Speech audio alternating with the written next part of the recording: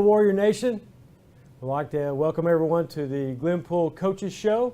I'm your host, Doug Winters, and today we have a special guest, Mr. Rusty Davis. He is assistant coach on the high school varsity football team. Welcome, Rusty. How are you? Great to be here. Good. First off, for the Warrior Nation that does not know you, could you give us a little bio, short bio? Name's Rusty Davis, coach football here and as well as wrestling. Coach running backs and special teams coordinator. Grew up not far from here in Bixby. Played there. Played a couple years in college. 1 year at Ottawa University. 1 year at Pitt State University in Pittsburgh, Kansas. Gorilla. Yes, sir. Yes, sir. Very proud of that. I haven't always been a teacher. I worked in law enforcement for 13 years. I was a state trooper for 11 of those. I worked in the tactical side of it, the SWAT part of it, and also I did a lot of car stops and things like that, and kind of got tired of chasing taillights and wanted to start helping kids, so that kind of got me into education and coaching. Fantastic. Again, you're special teams coordinator? Yes, sir. And what else do you coach? Running backs. Running backs, okay. With that, what special challenges have you seen coming to Glenpool? I believe you coached at Skytook. I did. I coached 3 years at Skytook and 1 year at Bixby. One thing I see, Skytook's always known for running backs. It's kind of a running back U of high school programs, especially the 4A. You have a strong tradition. Coach Bell did a great job with the running backs, and he built quite a tradition here with just a string of running backs. Is keeping kids healthy and getting kids to buy into that tradition and the hard work that it took for guys like Courtney Tennille and Marco Nelson and Cardell Clemens and those guys that came before him. And one of the challenges you see is getting them to not maybe be intimidated by it, but accept that challenge and step up to that standard. Tell us, how satisfying was it in week one, first play of the season, and you get a 99.5-yard return? We joke around the coach's office about that return. Coach Edwards has been using that for years, and of course I stole it from him. I'm going to continue to steal everything I can from him, but just everything. The kids were excited. They hit their blocks. I mean, and when that particular return sets up, it's like dominoes falling in a row, and then you see the kids spring out. You see Tony Phillips spring out and bust along. When it was great. It was very satisfying. I had a hard time keeping myself off the field. I was so excited. My wife jokes around. She says that's her favorite play we run, and we should understand why we don't run it more. So I have to explain to her, but that is, it was exciting. It was fun for the kids. It was exciting for us too. We were screaming and yelling, and what a way to start off the season. Speaking of the season, since we did not have a coaches show last week, can you tell us a little bit about the positives and negatives of the first two games of the year? Coming out of Skytook, we felt like one got away from us right there. We felt like that our sideline management we weren't able to take advantage of some opportunities on the field because of our lack of our sideline management, the way we kind of set our system up. We've got some new coaches. We got some coaches that have been here but playing different roles. So that was one that was hard to swallow because I felt like our kids played hard enough to win. We just didn't take advantage of it. We had some things happen that we'd like to take back. 3 turnovers, you never can. It's hard to win a game when you turn the ball over 3 times. On the road, especially. Yes. And I don't know if a lot of people know that Skytook hasn't been beaten 2.5 years at home. Being there before, I know they struggled with some 0-10, 1-9 season. I was part of those and got to see this group that it's come through there, and they're a good group. It's a good group of coaches, good group of kids, and it's tough to beat them at home. And we had it, we just couldn't finish. Yes, we had trouble with that.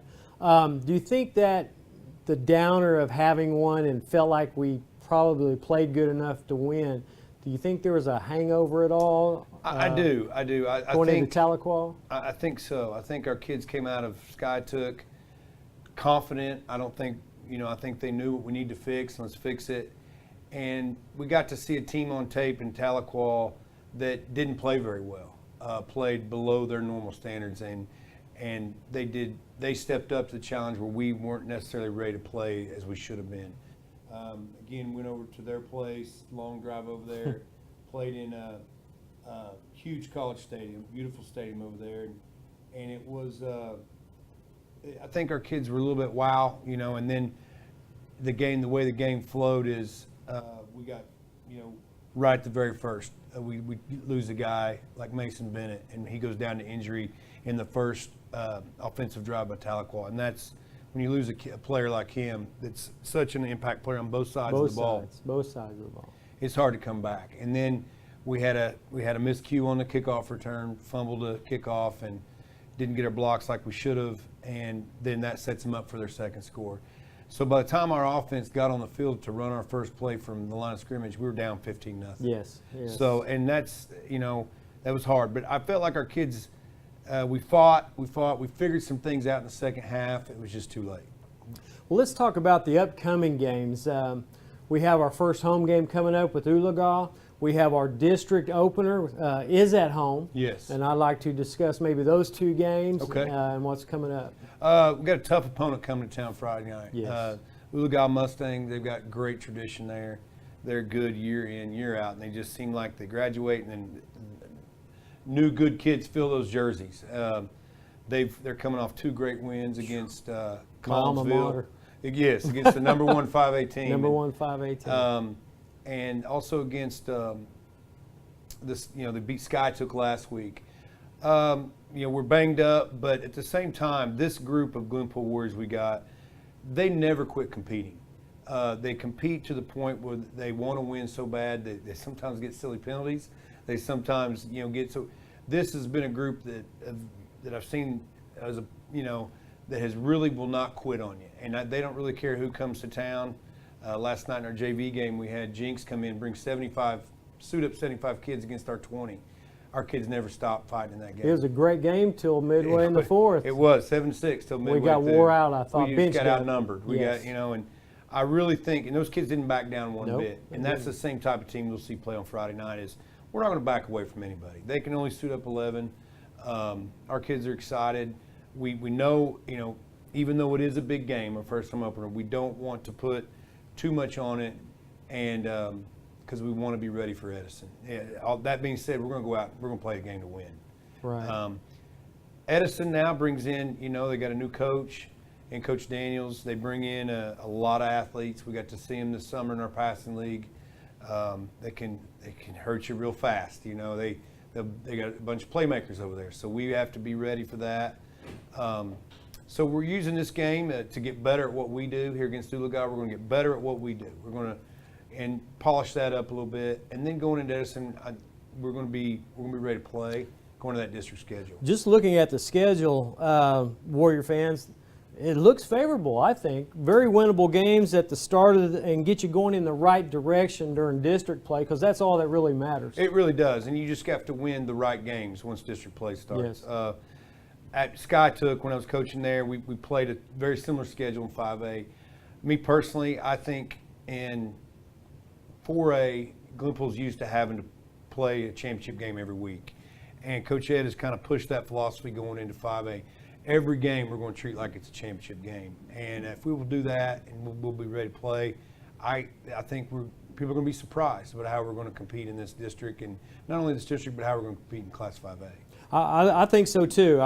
For the first year of 5A, I really like the schedule and how it looks, that possibly setting us up for early success, which can propel us into the tougher games later in the year.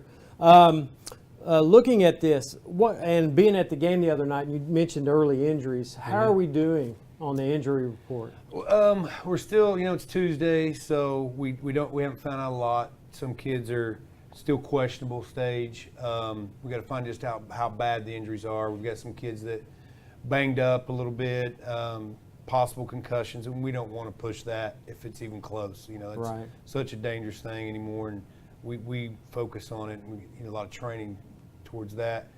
We're probably going to get some kids in the game that haven't played yet, but that's okay, because later on down the road that's going to help us. It will help. As you know, we've got some experience in certain key positions like quarterback and tailback, but there's a lot of youngsters on the field. Yes. And so it's a process. And as you said, we need spend each week as this week prepares us for the next week and build on it and build on it and build on it. And I think we can do that. You think line is a shallow area where we're hoping to get some young kids some experience going into district It play? is. With Mason Bennett going down, and I don't think he's going to be ready to play Friday night. We don't know yet, but it's going to give some kids some opportunities to play different spots, not just get to play, but different spot on the line. And it'll give us an opportunity to see what those kids can do. Last night, some of those kids that played last night will probably be playing Friday night. I think it gave them confidence. It did. They stayed with Jinx for 3 quarters. I agree. If you can hang with a 6A school, you can probably hang with a 4A school. And I like your mantra, do something about Right. it. Let's do something about it. Yeah. And the young ones, I think, took to that mantra. I agree. So, I agree. And Coach Edwards, he's kind of been pushing that. He does a good job of getting the kids to buy into that, and it's been fun. And that's kind of how Glenpool's been. If you doubt us, we're going to do something about it. And that's kind of the attitude of our school. Remind me of 2 years ago when you guys started 0-5 and then went 5-0 and a playoff berth. Yes. So I think there's a lot of similarities of growing pains, of learning and getting your role. I think the way the schedule sets up, we could have that. I do too. We've got some great leadership on this team, and I think that this is the type of team that we're taking it in stride. We've lost 2 hard ones, but we're going to push through that and get this thing back on track. Now, how do you feel about our first district game is also homecoming? And as a coach, I know homecoming sometimes to me was a necessary evil, I guess. How do you guys approach homecoming? We try to limit the distractions. I can remember being a player over at Bixby, and they had the ceremony at halftime, and I remember being glad that it was at halftime because we were getting beat by a Muldrow team, and we shouldn't have been even in the game with us. And I remember thinking, I'm glad I'm out here not in the locker room listening to Coach. But try to limit the distractions because it's got to be about the football game for our kids. I know for the student body, homecoming is important, and it's a great thing, great school spirit. We want to keep that. We want to be part of it, but we got to also remember it's about the football game. So we just kind of keep reminding them of that. Homecoming's a lot funner when you win. Amen. So you got to do the things to win. Yes, for sure. So. Do you have anything you would like to say to Warrior Nation as far as our football team and anything that maybe you want to express that's been on your mind? Oh, just that, when the rankings came out in the Bite magazine and the papers, they look at Glenpool and we're moving up from 4A to 5A. And I think that people need to maybe ignore those. We're a better team. We're definitely a better team than 0-2. We've had some bad breaks, some bad injuries, but we're going to surprise some people. Like I said, with the leadership on this team, the kids are bought in, the kids are working hard, coaches are working hard. I think just stick with us, Warrior Nation, and I think you're going to be delighted. I think it's going to be a lot of fun to see how this thing winds up here in 2016, and I think it's going to be on the upside rather than the downside. I agree. And it starts this Friday. First home game. We need everybody to come out. You might bring some rain gear. Have you been practicing with a wet ball? We have. Okay. See, they're preparing. You need to prepare and show these young ladies, or young men and young ladies in the band and the cheerleaders, support all these kids. We need you out. We need the school spirit to grow. We want homecoming the next week to be a big blowout. We got some great festivities planned.